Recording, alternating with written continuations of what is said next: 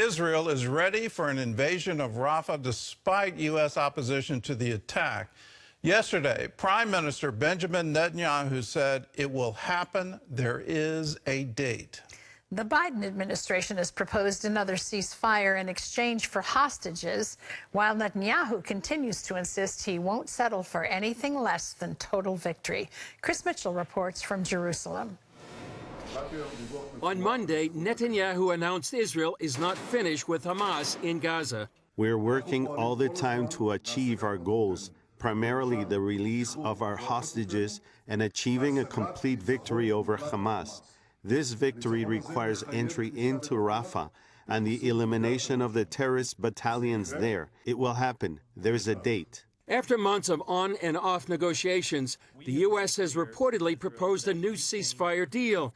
It would see a 6-week halt in the fighting and exchange 40 hostages for 900 Palestinians imprisoned in Israel.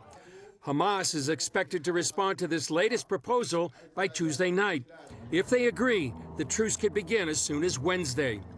The Biden administration has warned it could change its policy towards Israel if it goes forward with an invasion of Rafah. There are also signs it would like to see Netanyahu replaced as leader.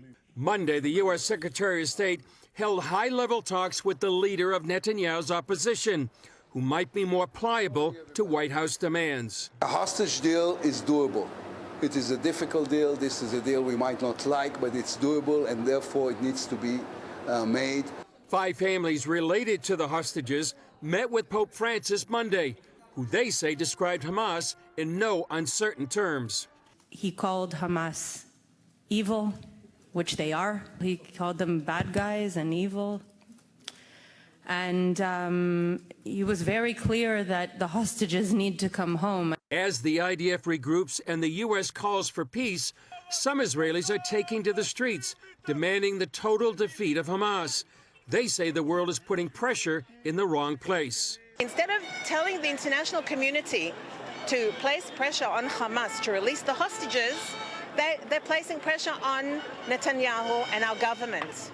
We didn't start the war, they did. Okay? They murdered 1,200 of our people. The mood in general is a grim determination to win the war. Military analyst and IDF Reserve Major Elliot Chodoff says most Israelis are firmly behind achieving victory over Hamas. There's a very loud counter movement, and I emphasize loud because the overwhelming majority who are not speaking are the bulk of the population, the reservists and their families. Chodoff says it's important to pray for Israel now. Pray for Israel's well-being, pray for Israel's safety, and pray for victory, because ultimately that's where the well-being is going to come from. Meanwhile, at the World Court, an Israeli ally is under attack. Germany is rejecting an accusation by Nicaragua that it's violating international law by providing arms and support to Israel in its fight against Hamas. Nicaragua urged the judges to stop Germany from sending arms shipments, claiming it enables acts of genocide in Gaza. Chris Mitchell, CBN News, Jerusalem.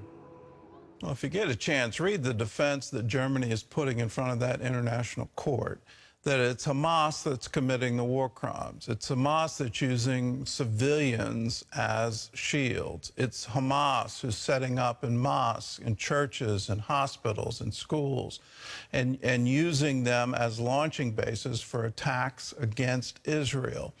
The pressure needs to be on Hamas, and to see the world reaction now, I don't understand what would cause Nicaragua to ally itself with a Muslim death cult, but that's exactly what they're doing. They're giving aid to Hamas and allowing Hamas to continue war crimes.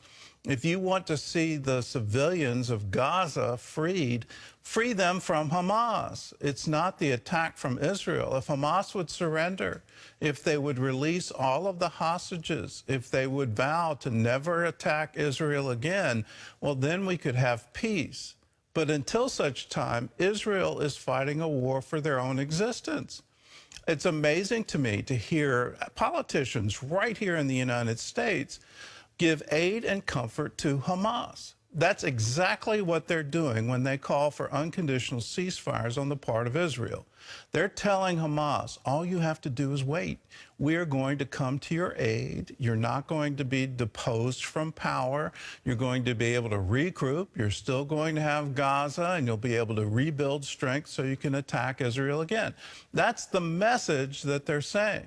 The message needs to be clear. October 7th can never happen again. Hamas has to surrender. Hamas has to give up its hostages. And let me remind American politicians, 5 of those living hostages are American citizens. Are you not pledged to protect your own citizens against this kind of terror? These things make no sense to me. We need moral clarity, the clarity that FDR, Franklin Delano Roosevelt, had in World War II.